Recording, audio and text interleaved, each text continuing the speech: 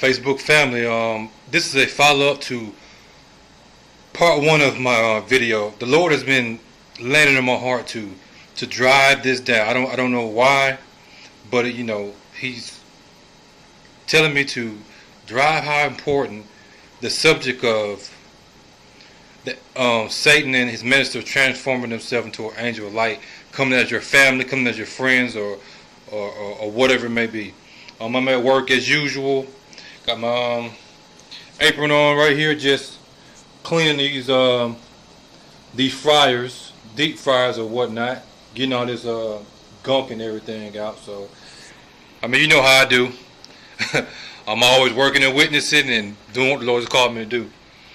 The Lord is telling me that some of you will be left behind because, let me go out here where it's kind of cool.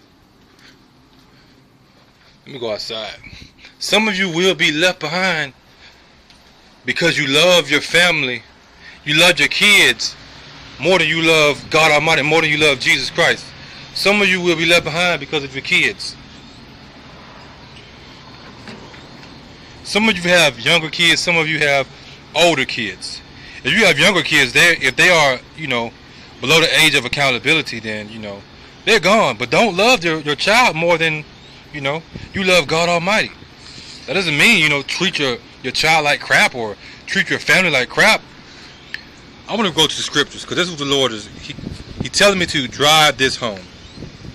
I want to go to Matthew chapter 10, starting at verse 34. Think not that I am come to send peace on earth.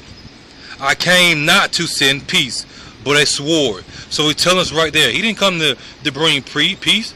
He came to see who was going to stand for the truth. He came to see who was worthy to do this, to separate us.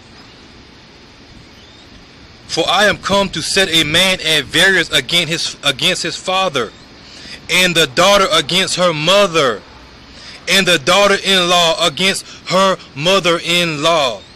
You don't think that applies to brothers and sisters, brothers and brothers, sisters and sisters, husbands and wives? And a man's, listen to this, and a man's foes shall be they of his own household. Let me repeat that. And a man's foes shall be they of his own household. He that loveth father or mother more than me is not worthy of me. And he that loveth son or daughter more than me is not worthy of me.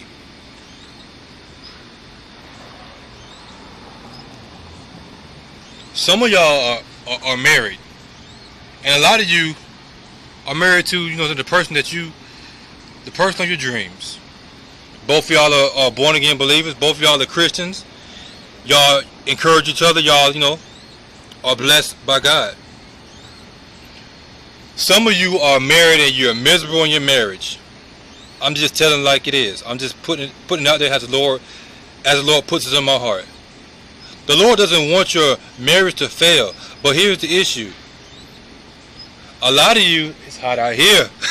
A lot of you are married to somebody and you're mad because of your marriage, but you weren't even supposed to be married to them in the first place, because that's not who the Lord told you to marry. Rather it be, before you became a Christian or after. The Lord didn't tell you to marry that person, but He knew you was going to marry that person. And so now you have to deal with that. And He's using you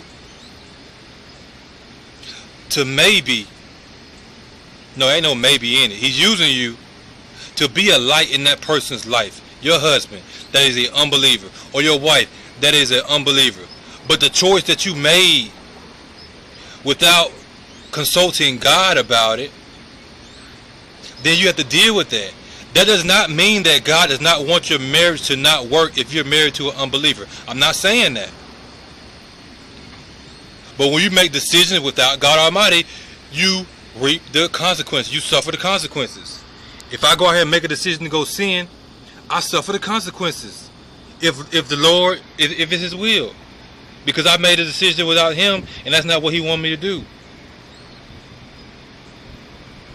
But you continue to witness to your husband. You continue to witness to your wife. You continue to witness to your family, your kids.